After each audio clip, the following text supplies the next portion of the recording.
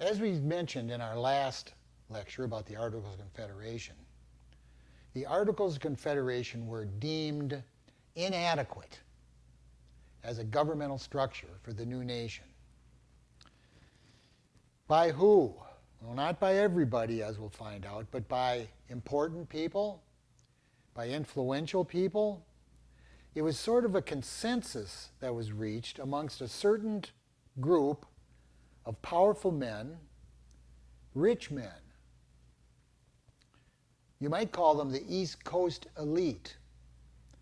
The John Hancocks, the John Adams, the James Madisons, the Alexander Hamiltons. Well, we'll talk more about who these men were, but it's interesting because the Confederation Congress, the Congress under the Articles of Confederation, in which each state had one vote, voted to impanel a convention, a meeting, to consider revisions to the Articles of Confederation.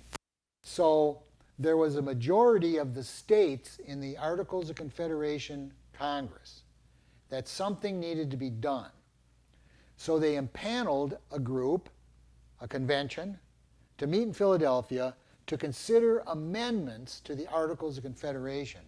That's an important idea. Amendments to the Articles was what was supposed to happen.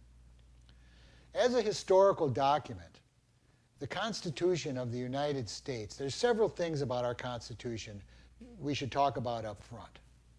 And one is it highlights the revolutionary constitutionalism. That's the term I use, the only one. Constitutionalism, the ideology of having a constitution as your basic bedrock of law. Again, let me repeat again.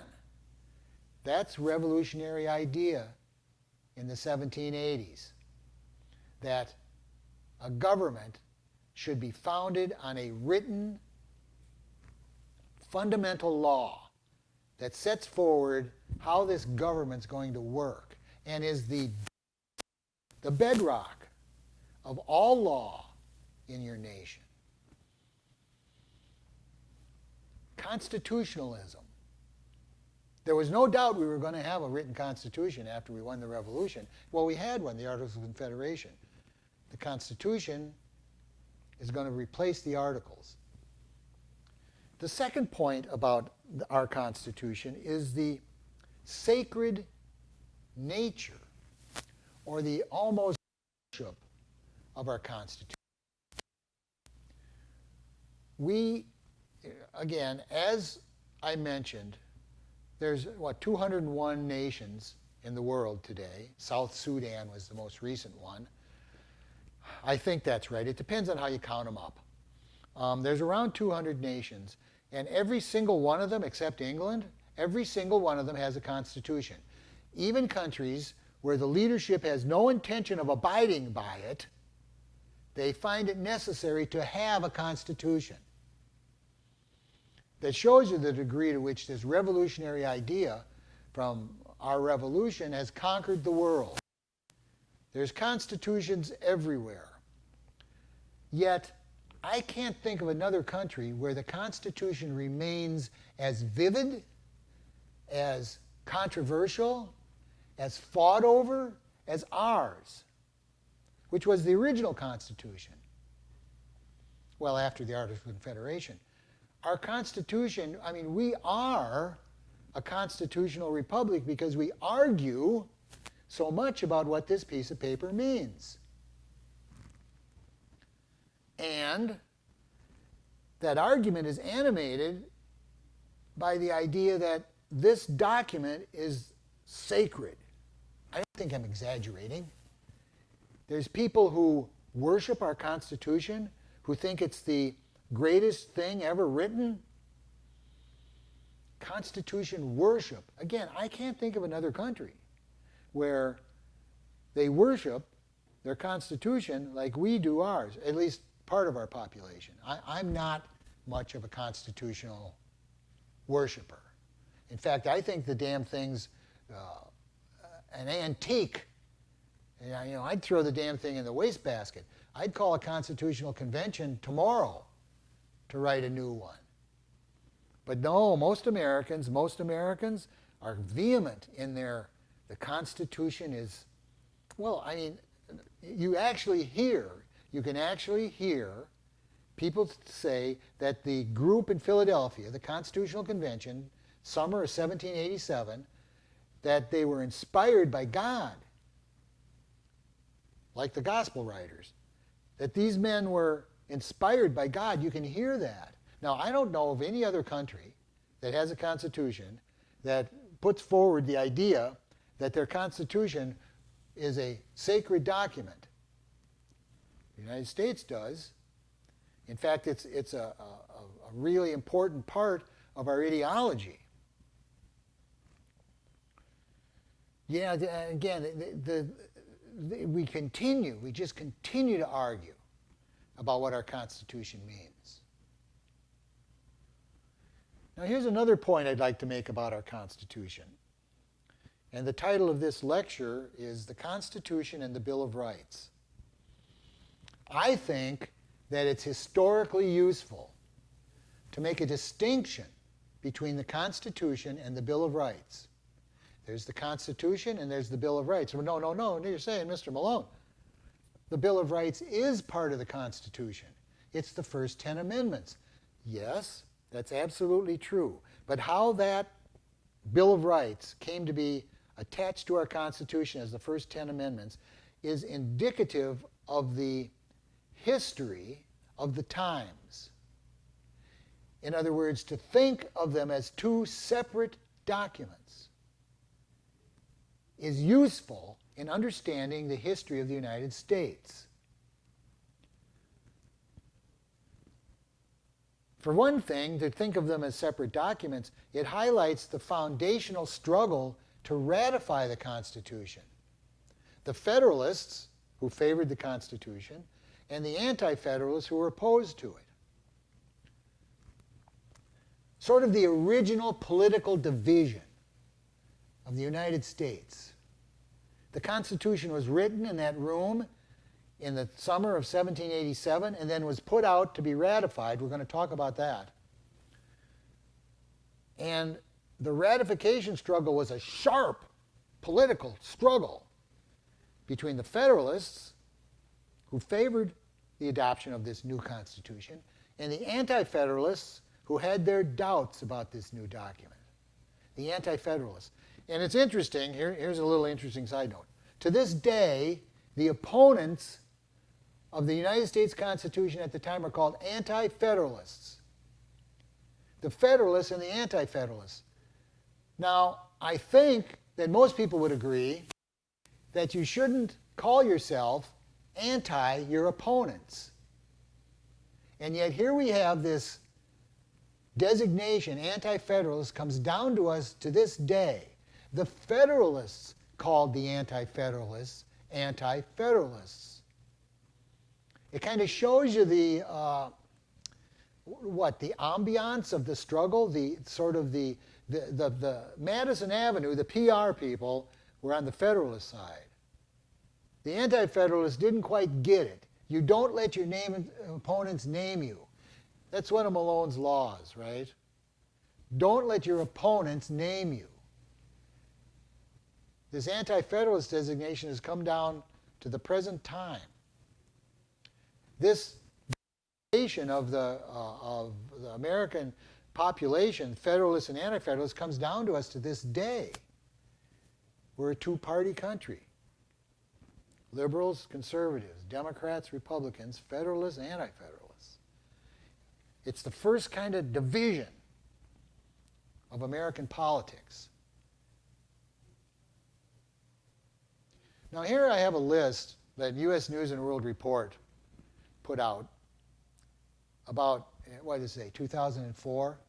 The People's Choice. U.S. News asked the readers to vote for the most important 100 documents in the National Archives.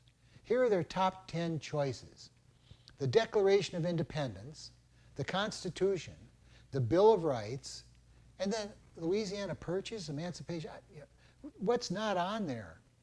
The Northwest Ordinance of 1787 that we talked about last lecture, oh man, that'd be number 4 for me. And it doesn't even make the top 10. It shows you the poor Northwest Ordinance of 1787 doesn't get its due. But at any rate, what I want to call your attention to here is 2 and 3. U.S. News and World Report separated out the Constitution and the Bill of Rights as 2 separate things. Now, of course, they're not. The Bill of Rights is part of the Constitution. And yet, they wanted you to think of them as 2 separate things. I want you to think of them as 2 separate things. Because the Constitution was what the Federalists came up with in that room in Philadelphia. The Bill of Rights will be added in the first Congress under the new Constitution. The Bill of Rights will be added to the Constitution at the insistence of the Anti-Federalists.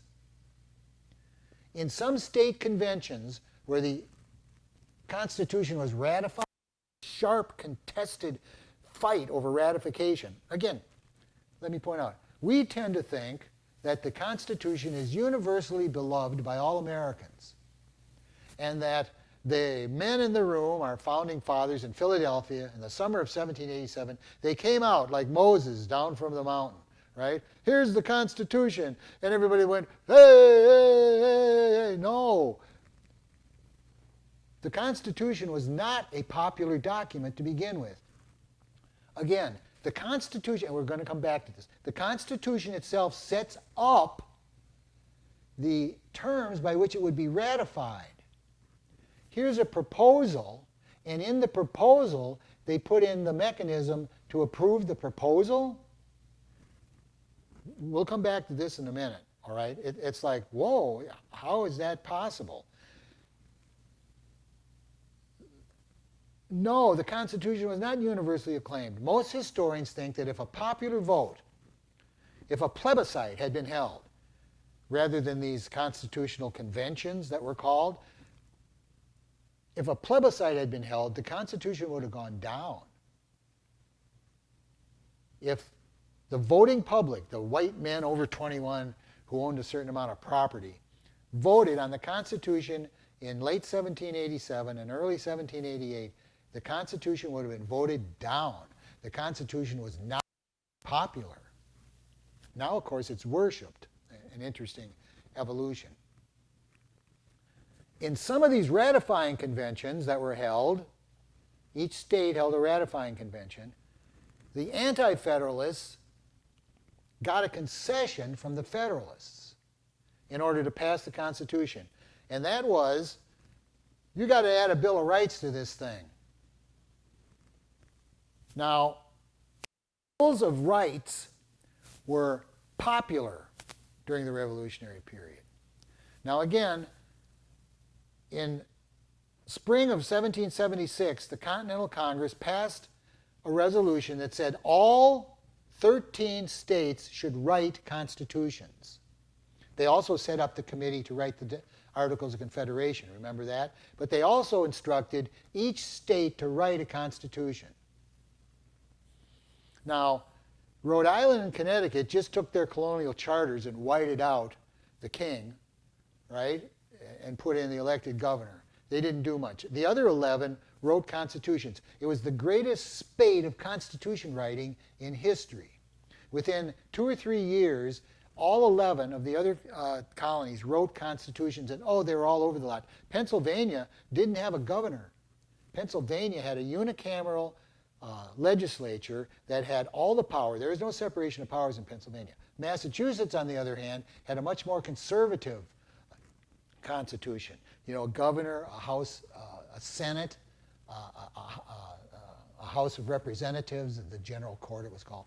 And, you know, there was much more, I guess you'd say, conservative.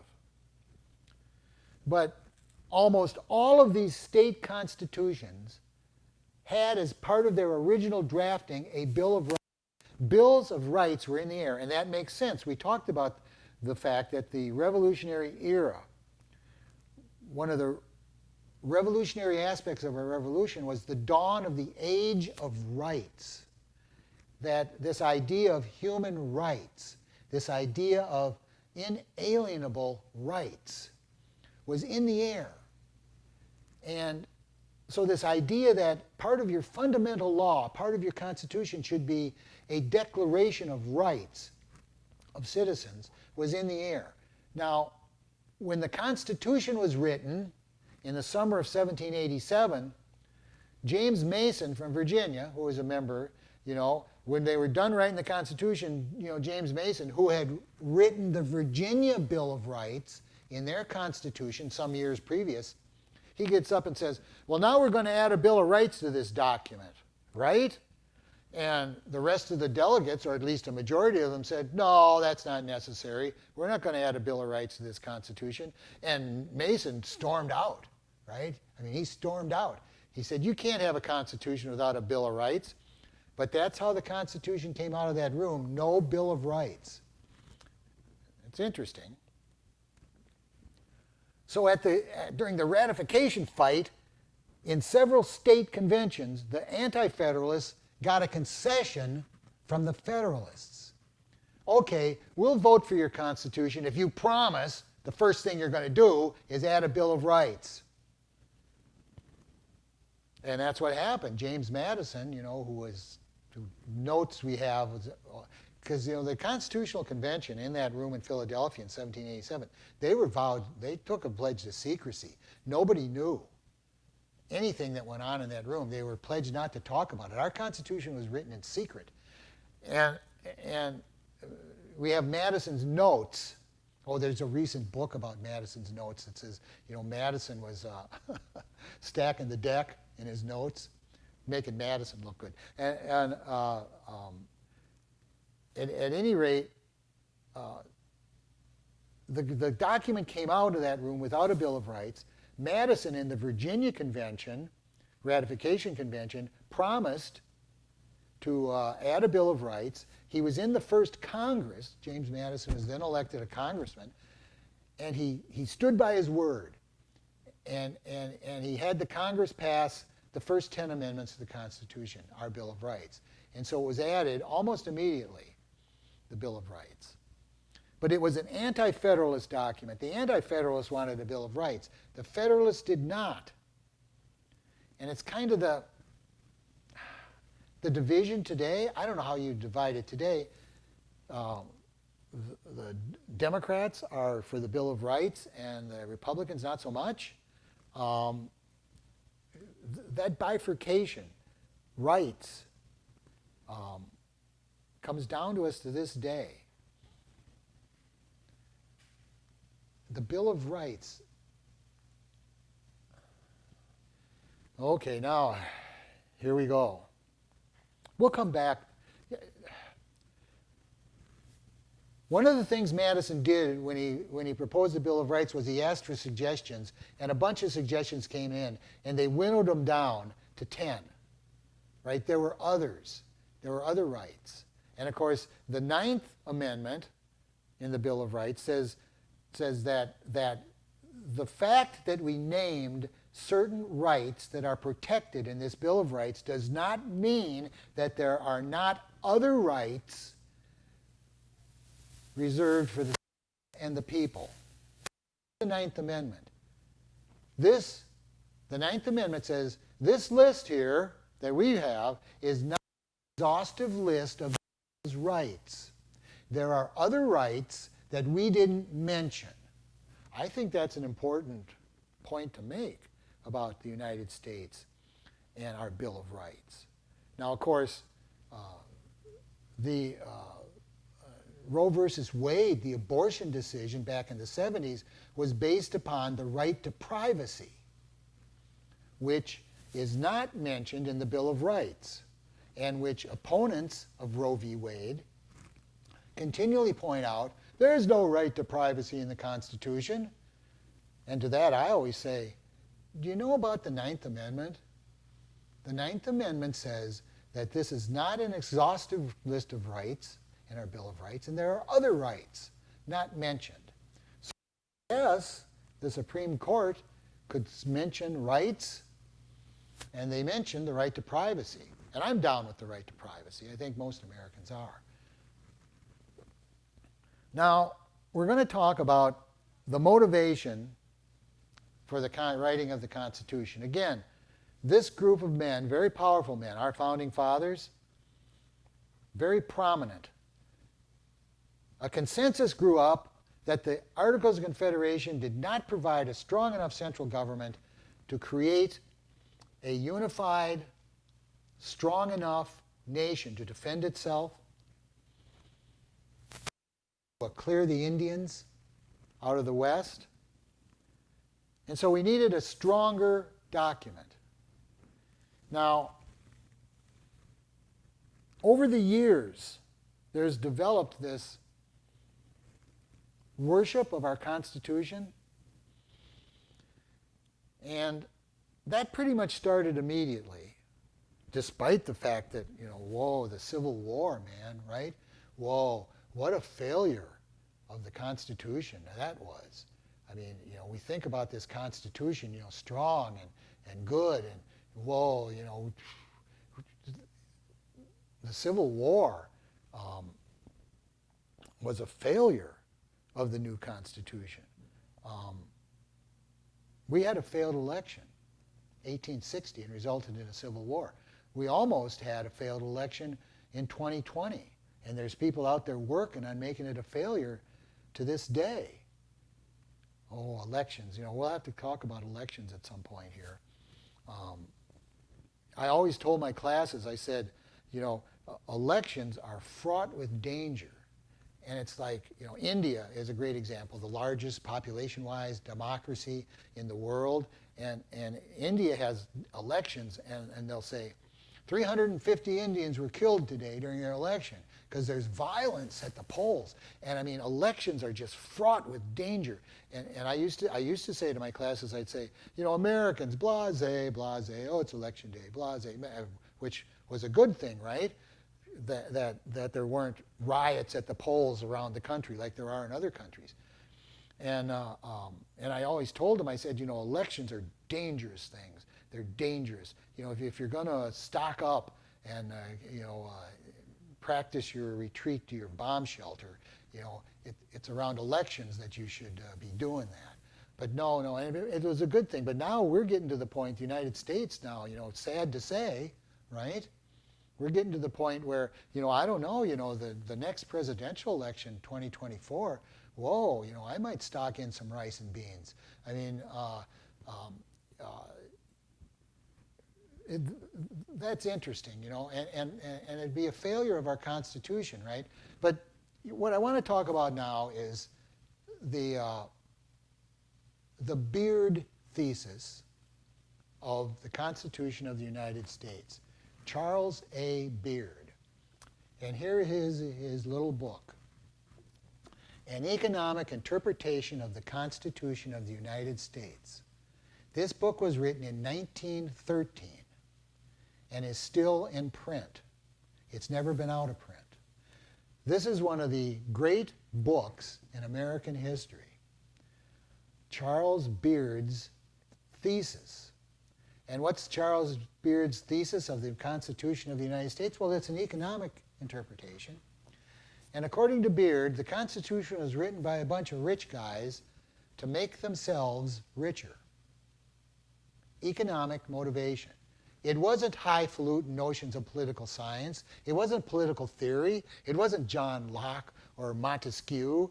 No. These guys found the government under the Articles of Confederation insufficient to secure their vision of the economic development of the United States. These were rich guys, and they wrote a constitution to make themselves richer. That's what Beard says. Well, you can imagine in 1913, and even to this day, what a controversy this little book created. And there's been book after book after book written. Now, refuting this, what Beard did was he took the 55, 57, it depends, guys came and went. Men, of course they were men, white men, in that room in Philadelphia in summer of 1787. Who were they?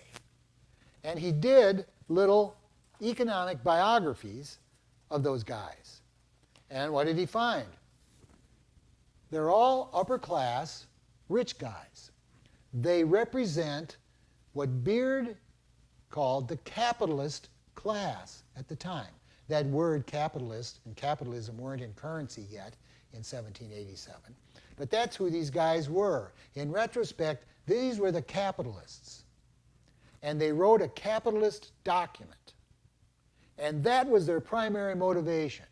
Their primary motivation wasn't balanced government and division of power and federalism and all that stuff. Yeah. You know, they all, you know, they understood all that. But it was primarily an economic motivation. Now, that's not hard to understand, is it? I mean, most Americans are what we'd call economic determinists, right? A theory of history, economic determinism. That is, that the most important category of events in history are economics. It's like, show me your markets, and I'll show you your art and your politics and your culture generally. You know, it's a Marxist interpretation, and Beard was accused of being a Marxist. He was not. But, you know, Marxists are economic determinists. But it's funny because you have Marxists who hate capitalists, and Marxism was founded to counter capitalism, and yet both of them are economic determinists. I mean, capitalists are economic determinists too, right? It's the economy, stupid, right? And most Americans are economic determinists, aren't they? Show me the money, right? Money talks, BS walks. I mean, we have little sayings, right? So, show me the money, Beard says. And again, this book has been assailed and assailed and assailed, but it stands up because the guys in the room, And there wasn't an ordinary, what I'd call dirt farmer, who were by far the overwhelming majority of the electorate in the United States in 1787 were middling farmers. There wasn't a single one of them in that room in Philadelphia. There weren't any small merchants. There weren't any sailors. There weren't any crossroads blacksmiths. None of those people. They're all upper class. Wall Street? Well, you know, not exactly. I mean, you know, the large plantation owners were represented, and you know, there's controversy about, you know, were the large plantation owners in the new country, in the new nation, were they capitalists? It gets definitionally opaque sometimes. But the rich guys wrote the Constitution.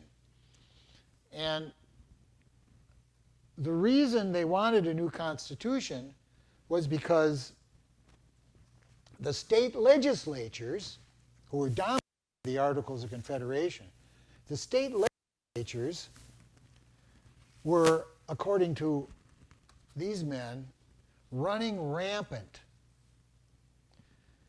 The Revolution had broadened the franchise. Now again, we mentioned that the 13 colonies of British North America before the Revolution were the most democratic places, i.e. more people could vote, a higher percentage of the population could vote, than any place in the world. That percentage was increased by the Revolution. More people could vote. And most of the people were middling, independent, freehold farmers, or in the farming support community, blacksmiths, those type of people. And when they ran the state legislatures, they passed laws sympathetic to middling farmers. For example, there was a spate of laws passed by the state legislatures during this period called stay laws. What's a stay law? A stay law is where the legislature says no one has to pay their debts for the next year. Debts are stayed. If you're a capitalist, you aren't down with that. Also, tender laws were passed. What does that mean? That means that you could pay your debts in kind. In other words, if I owed you money, I could bring you 10 bushels of wheat, and you had to accept the wheat. Tender laws. Also, these states were issuing paper money. And Rhode Island in particular, just the printing presses ran in Rhode Island. It's hard for us to imagine today, but like in 1785, if you were in New York, right, and you wanted to buy something, and you'd pull out a handful of paper money, and you'd have some New York notes and some Connecticut notes and some Rhode Island notes and some New Hampshire notes, and you'd go, and the guy selling you'd say, those Rhode Island notes, I'll give you a penny on the dollar. And well, these New York notes are better. I'll give you 25 cents on the dollar for them. And you'd cobble together. I mean, to us, it's like, what? But there were 14 different monies. 13 states all had their own money, and then the Confederation Congress had their money. We talked about the problems with that paper currency, too. So these were the problems that the capitalist class had with the situation, the economy, under the Articles of Confederation. And the Constitution's kind of sly in that I have a copy of the Constitution here, and it says, Article 1, Section 10, Clause 1. That's how we do the Constitution. Articles, section, clauses. And here's Article 1, Section 10, Clause 1. No state shall enter into any treaty, alliance, or confederation. Grant letters of marque or reprisal. Boy, talk about taking the whiteout out. That concerns privateers, which there hasn't been for 200 years. No state shall coin money, emit bills of credit, that's paper money, make anything but gold and silver coin tender in payment of debts, pass any bill of attainder ex post facto law, or any law impairing the obligation of contracts, or grant any title of nobility. What a hodgepodge. But in there it says, the new Constitution, the states can't issue money. The issuing of money for the new nation is going to become a monopoly of the federal government. Whoa. Yeah, now that makes sense. It sure does make sense rather than pulling out a wad of money from 4 different states, right? I mean, most people say, well, yeah, damn right. Yeah, one money, one country, But this is exactly what a capitalist class would want. And then there's this one that no state shall pass any impairing the obligation of contract. So no stay laws. In other words, a state legislature can't pass a law that says you don't have to pay your rent. Because states can't impair the obligation of contract. Now what's interesting is that here, because of the pandemic in 2021, the Congress has passed laws suspending rent payments. And if you listen close, there's this idea that, hey, Article 1, Section 10, Clause 1, Congress can't impair the obligation of contracts. They can't do that. And I guess, and it's going to go to the Supreme Court. I think it's going to go to the Supreme Court. And who knows what they're going to find. I think the loophole is that you're going to have to pay your rent sooner or later, right? And it's interesting how this, in a recession, in the Great Depression, because of this clause, the Congress can't say nobody has to pay their debts for a year. That's prohibited. However, the Congress can send you a check to pay your debts. That's how we get all this welfare and all this federal money flowing out. Because they can't say, hey, America, you don't have to pay your debts for a year. We can't do that, but we can send you a check. And that's what's been done in the history of this country. Oh, and of course here, no title. They can't grant a title of nobility. Again, that's very revolutionary at the time. I can't think of any other country in the world at the time that didn't have a nobility, and we banned it here in our Constitution. But at any rate, Beard would say that this little clause right here is the whole point. It's why those guys are in that room. The rest of it's fluff. Well, in economic interpretation, it's the money, right? The Beard thesis. Now, again, I have 30 textbooks at home, and last night I went through them. I went through about 15 of them, and only 2 of them mention Beard in their text about the Constitution of the United States. And I'm like, how can you write a history of the United States and not mention the Beard thesis of the Constitution? You can't. And yet, a bunch of historians do. They write a history of the United States without mentioning Charles Beard and his famous An Economic Interpretation of the Constitution of the United States. And again, Beard stands. Oh, he's been criticized here and there, and some of it makes sense to me. One of them is, well, there were no Wall Street, and Wall Street existed at the time. There's no Wall Street speculators in that room.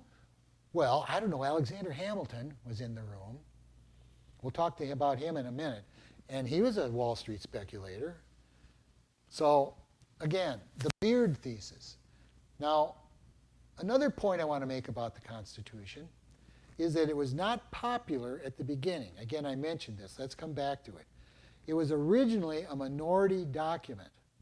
And yet these men in that room, our founding fathers, were so prestigious, clever, great politicians. They'd been around, right? They got this document ratified despite it being a minority document.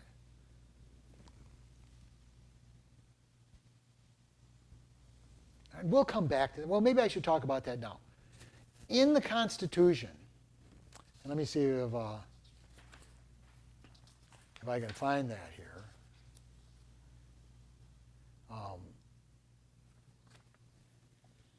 It says that the ratification of the conventions of 9 states shall be sufficient for the establishment of this Constitution. Let me repeat what I repeated earlier. This, when they brought this out of that room, it was a proposal, and yet they put in the proposal the way that it was going to be ratified. It's a proposal. How dare they put in the proposal? And of course they say 9 states because Rhode Island and North Carolina hadn't even sent delegates to the Constitutional Convention. They smelled a rat. They didn't even send anybody. So they weren't going to vote for it. And under the Articles of Confederation, amendments to the Articles had to be unanimous. All 13 colonies had to sign off on any amendments. Well, this is quite the amendment. It's a whole damn new document. And yet, in the proposal, they say, well, no, only 9. Only 9 have to vote for this to put it into effect. In the proposal. Whoa. And they pulled it off. These guys pulled it off. Well, of course, you're talking about James Madison and Benjamin Franklin and Alexander Hamilton. These are all guys who were in that room. They're savvy, they're smart, they're practiced politicians. They know the lay of the land. They know the levers and the pulleys. And they pull it off. Of course, again, in several state conventions. Now, and according to the Articles of Confederation, the state legislatures had to pass this. The men who wrote the Constitution understood that there was no way the state legislatures were going to pass this thing. The whole thing, according to Beard, was to rein in the power of these state legislatures, to stop them from passing state laws and printing money. So you're not going to send it to them. You're going to create these new once-meeting conventions to ratify the Constitution. And this is controversial. I mean, Beard talks about the various state conventions to ratify. And he doesn't say it, but in several key states, in Massachusetts, New York, and Virginia, are the big three. Those are the big three. And in New York in particular, there's circumstantial evidence. Well, no, we know it's not evidence, that there were elections held in the various congressional districts or legislative districts. There were elections held to send men to these ratifying conventions. And in New York, a handful of these guys ran. They went out there and said, vote for me to go to the ratifying convention, and I will vote against this Constitution. Then they get to the convention, and what do? They vote for it. Now, there's no evidence that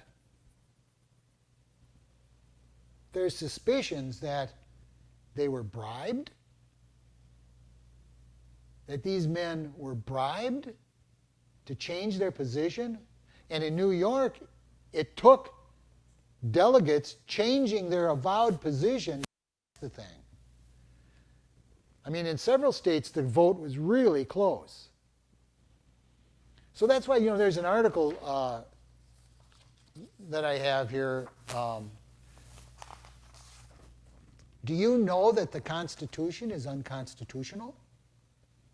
Meaning, they put the ratification procedure in the proposal, and according to the then in effect Articles of Confederation, the proposal had to go to the state legislatures, not these ratifying conventions, had to go to the state legislatures and had to be unanimous, all 13 state legislatures.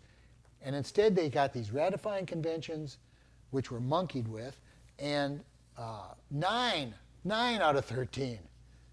And these guys, they pulled it off. Now, some extremists have said, that's a coup d'etat. These guys in that room in Philadelphia pulled off a coup. Well, I don't know. It worked.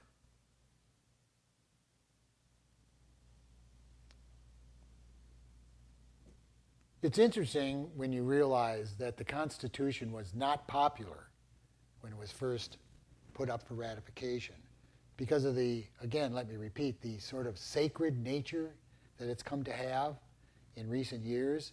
In fact, there's an entire theory of legal analysis called the School of Original Intent, in which, and I think a majority of our current Supreme Court adheres to the theory of original intent, that when an issue comes before the court, the key to deciding it is to discern what the men in the room in Philadelphia in the summer of 1787 thought about it. And that's how you decide issues. Original intent of the founders. Now again, I find that to be somewhat ludicrous. There's been progress in all arts and sciences since 1787. Yet it shows you how this worship of our Constitution can affect everyday life, can affect decisions by the highest court in the land, that we should defer to these men in Philadelphia in 1787. Like they were inspired beyond the ken of mortal men. It's interesting when you consider the controversy that surrounded the Constitution when it was first proposed. Points about the Constitution. The Constitution created the imperial presidency. And this is something that the Anti-Federalists warned about. Schlesinger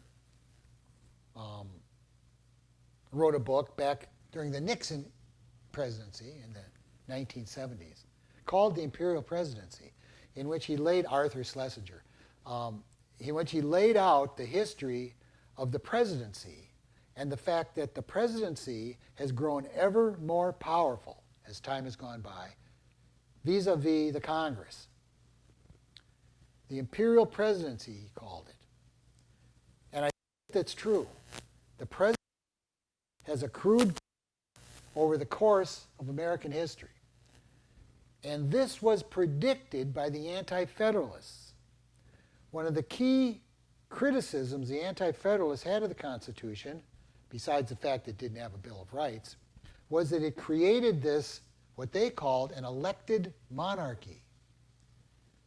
The Anti-Federalists said, we just got rid of George III, and here now you want to bring back a king in all but name, this president. Now the Articles of Confederation, of course, didn't have a chief executive officer. The executive function was done by a committee of the Congress, sort of like a parliamentary system today. The writers of the Constitution wanted a singular executive, the presidency. And the president is too powerful. The president has, the prediction of the Anti-Federalists has come true. Our president has become ever more powerful. And I think it's interesting, again, the Anti-Federalists are denigrated in most of American history. Bumpkins, frontier farmers, uneducated. Anti-Federalists, there was that book by Meyer, 50 years ago. Men of Little Faith was the title of the book. It was about the Anti-Federalists getting down on them for not understanding the wisdom of the writers of the Constitution, not understanding the necessity for this new Constitution. Oh, men of little faith, she called them, the Anti-Federalists. I don't know, in my opinion, the Anti-Federalists seemed right on